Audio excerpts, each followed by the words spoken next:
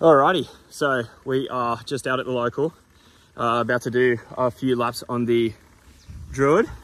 So we haven't actually ridden the Dreadnought yet after a little sprint and corner session yesterday. Unfortunately, I had a bit of a sickness yesterday. I stuffed up a bit of my nutrition and got a bit ill doing sprints, and only managed to crank out a few little corner sessions. But the ones that I did, holy guacamole, this bike rips. It is so light and nimble, and just threw it around the corners. I was really super impressed, considering I've done absolutely no setup on it, just jumped on and ridden. So I'm looking forward to getting on the local today. It is muddy, bit more not what I'm used to, but yeah, let's see how we go. Can you rip in?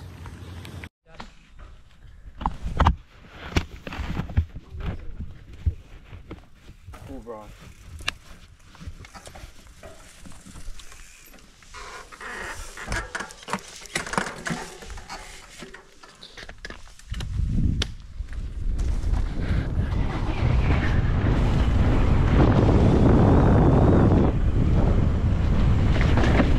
That is wet.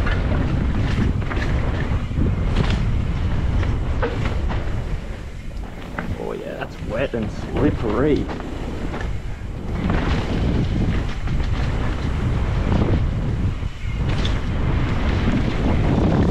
Oh, Jesus, that is so wet.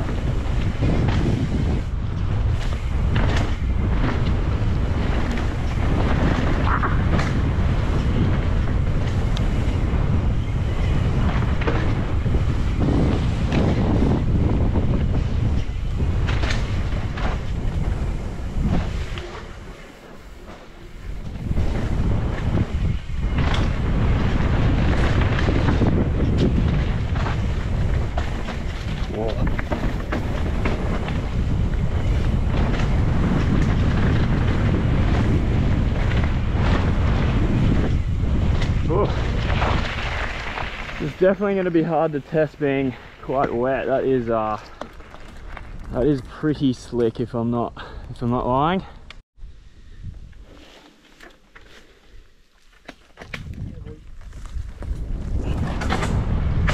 Oi.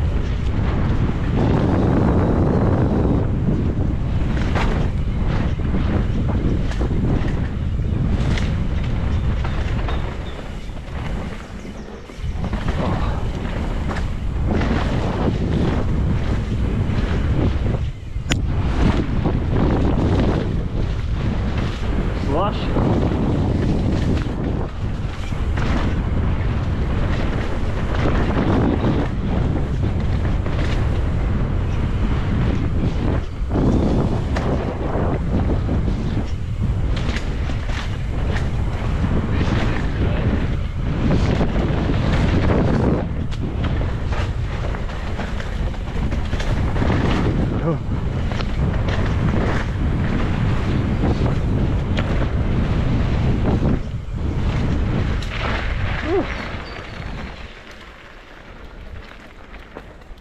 Alrighty, just finished off lap 3 and going up for another on the Druid. First off, opinions, pretty darn positive, honestly, for a bike that is not set up for me. Different tires, different gear, different brakes, even the whole lot. Man, this thing feels right at home. Even on the slick wet stuff, it is pretty slick in some sections. I'm not gonna lie, like definitely some mud puddles in there, but still quite rideable, to be totally honest. Just got to back it off a little bit, but a very, very capable machine so far. I feel like with a little bit of dialing in, it'd improve quite dramatically, honestly. But all in all so far, without getting into technical shit, bloody love this thing. It's awesome. Alrighty, lap 1 was not too shabby, to be honest, for a brand new bike. Well, not brand new bike, but new bike under my legs. Let's hit lap 2, see how we go. Nice and easy.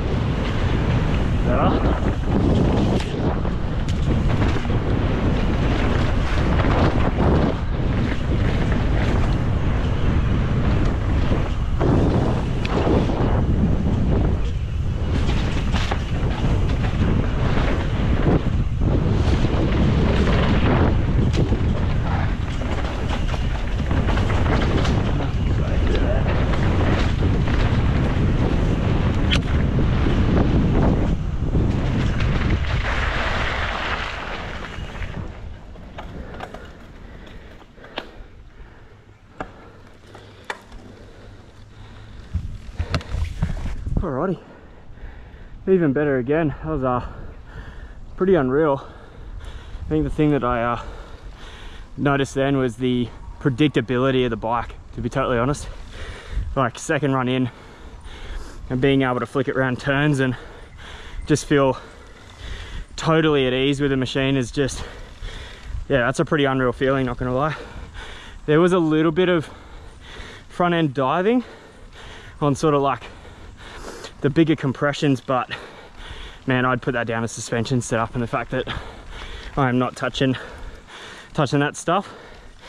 I'm not on this bike, not for this amount of time anyway, so oh man, all in all, pretty low-key blown away by this, to be honest.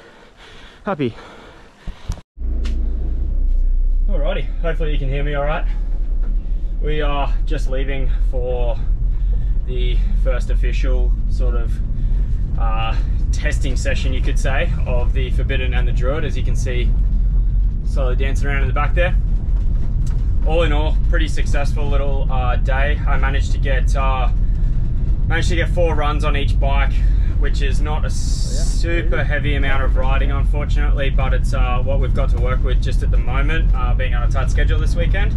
But we are going to come out here tomorrow again and hopefully be a little bit dry, a little bit more, like less slick on top, and I should be feeling a whole heap more comfortable on both of those bikes to really sort of bed them in and maybe send a few things a little bit quicker. In saying that, today was definitely slicker than what I usually do right out here, and I found it to be incredibly quite stable and grippy, all things considering. Being no setup on the bike, being different tires, different suspension, different sizes, man, different everything. I don't think my nuke proof could probably be more polar opposite in some respects to what I've ridden today, just with the makeup of some things. For example, carbon wheels. I've never ridden carbon wheels before, which by the way are freaking amazing, and I'm definitely looking forward to hopefully jumping on those in the very near future, because I think they're definitely a bit of a game changer when it comes to riding and confidence on the bike. So stay tuned on that one. But yeah, all in all, I definitely don't have a favorite yet. I think that both bikes are outstanding overall. I think that both have huge positives in very similar ways. The only difference that I can like really sort of feel at the moment is the fact that the Dreadnought seems to like turning a little bit better than, say, the Druid, which is probably a little bit opposite to what a lot of people are saying otherwise. I'm going to put that personally down to coming off a 180, 170 build at the moment, being like, it is definitely not on the lighter side of things just due to the makeup with alloy wheels and all that sort of good stuff. But I think for me, the Dreadnought seemed to just settle into the turns a little bit better. It was a little bit more predictable, which is what I really like, and I was able to just sort of, well, at least it felt like I was able to push it like sort of a fair bit harder into them. And definitely like in the big compressions and that, I didn't think I'd notice it as much as I would, but definitely noticed like the big hits, and there's a few big drops in there and a few sort of like big holes, which is really good because that's exactly what we're after today. The Dreadnought did eat it up like noticeably better. Like, let's just go with noticeably. I wouldn't say it's far better, but it was definitely just noticeable. On the other hand, the Druid definitely carried speed really well. I think that is due to the slightly lighter makeup, the slight less bit of travel. It just, like, in between stuff, over moderate bumps, over pumping, over jumps, it just, Jesus Christ, it felt like a bit of a BMX bike, just the way that you could throw that thing around. It was so light and so nimble and just quick. It was super impressive. So yeah, I think there's a lot to think about when it comes to, selecting a bike between these two bikes. Especially if you are a general rider, out for a trail on a weekend, or you're doing 4 rides a week, but you're not hitting huge stuff. Man, it's a pretty close call, honestly. And I think for my status right now, I think it'd become down to rider preference on whether you'd prefer to have like sort of a bigger travel bike, knowing that you've got the suspension there for the bigger hits, or going out and doing downhill days, or if you like a sort of like a bike that can sort of move a bit better, carry a bit more speed naturally, and you know, just be nimble and quick through things. I think that like the Druid probably win that battle, but for me personally, I'm still struggling to wrap my head around, say, going forward with a Druid because of the fact that the Dreadnought can handle everything, and the Dreadnought is technically, on paper anyway, still a smaller travel bike than what I'm currently riding, and what I'm currently riding has been, well, let's be honest, it's been pretty good this year. So you know, it's hard to sort of downgrade the Dreadnought and say it's too big of a bike, because to me it's still like technically it's a smaller bike. Feels wise though, even with a 36 fork on the Dreadnought that I'm riding this weekend versus a big 38 180 on the Nuke Proof, man, it feels very similar up front. I think that like just the way that bike moves around the travel is exceptional. Even again, not set up, not perfect, not bedded in. I've had 4 runs on the bike, so this is very, very surface level review. But all in all, yeah, super stoked with the way things are going, and definitely keen to rip in again tomorrow and get another, you know, handful of laps done on both the bikes, and then hand it back to the legends at DanJas Imports, because yeah, they need it back for this week coming for somebody else, lucky bugger. So yeah, looking forward to it, and yeah, stay tuned. What's going on? We're back on day 2 for testing out the Forbiddens. Got a little special guest with me, my brother. Hasn't ridden a mountain bike in what, 7-8 years? Oh, about that, yeah. Probably about that. So yeah, he's going to be out here helping us do a bit of filming today, and just having a good time on some Forbiddens, so nice and safely, of course. Yeah, let's rip in. Let's get it, boy. Cool. Doing same track? Following you, man. All right.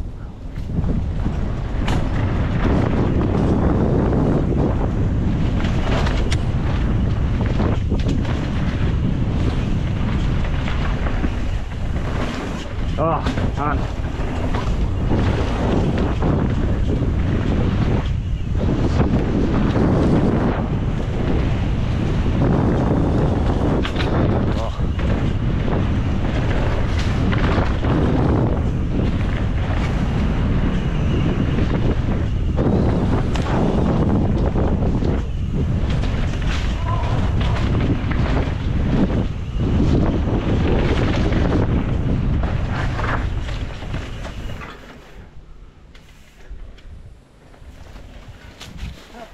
What happened? Did you do the log? Yeah. But I did it after stopping up that jump into the bloody corner. Yeah, it's pretty rad, eh? Woo!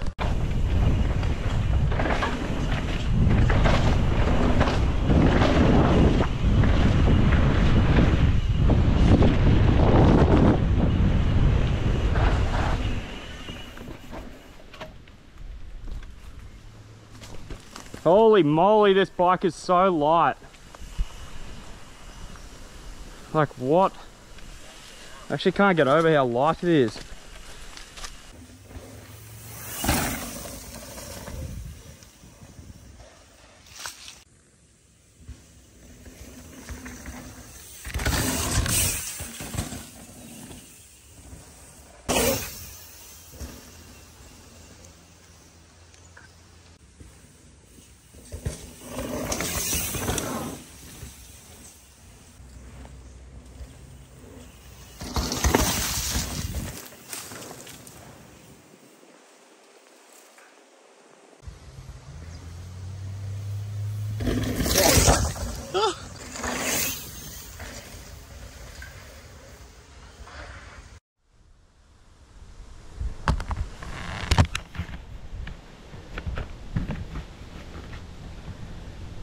All right, drop in.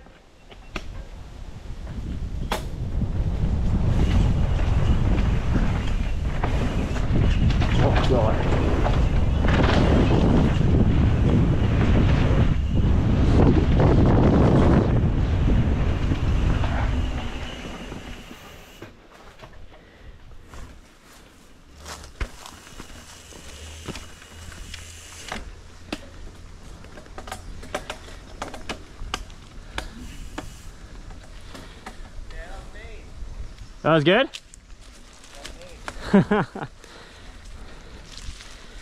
Dude, it's like, man, you can just yeet this bike wherever you want in the air, hey.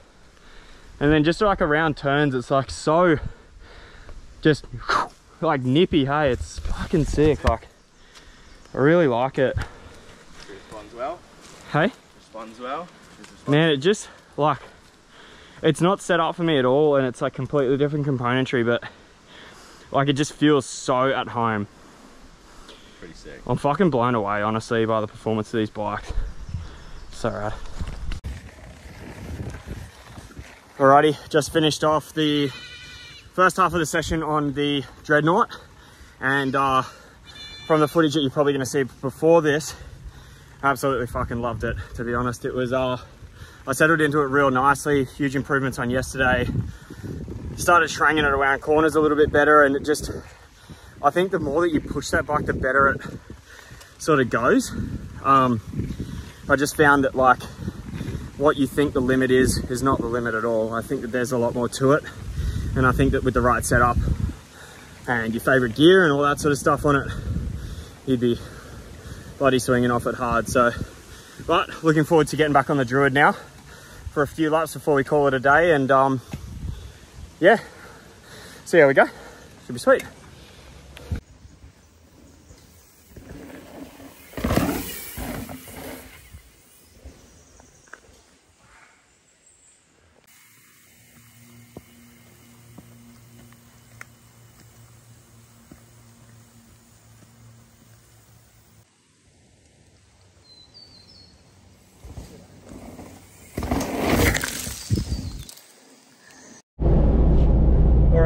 So just finished up session 2 down at the local DH/Enduro training ground on the Dreadnought and the Druid.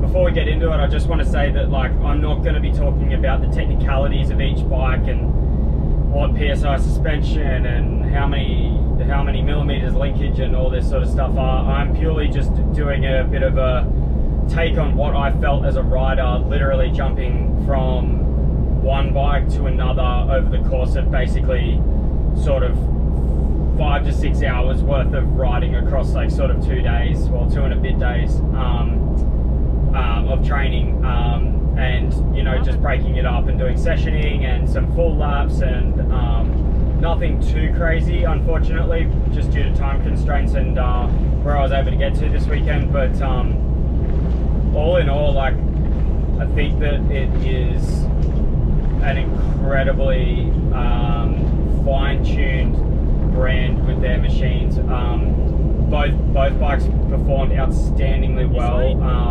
Both definitely had some strong points, like stronger than others, but it's hard to sort of point out what their weaknesses were, because if you say refer to weaknesses, I wouldn't say that those bikes are weak in any direction or with anything. I think that they're both extremely strong. I think that just you know, for example, I think that the Druid can get thrown around a lot easier, which are like a lot of riders like sort of like, and they like that like really light whippy sort of platform, whereas the Dreadnought was probably a touch more planted. It soaked up a lot of the big bumps. I felt like I could sort of dive into shit a little bit harder, but in saying that though, I did exactly the same lines, exactly the same intensity on both bikes for several runs in a row, and Jesus, like, they performed extremely well. I think that the differences between the two are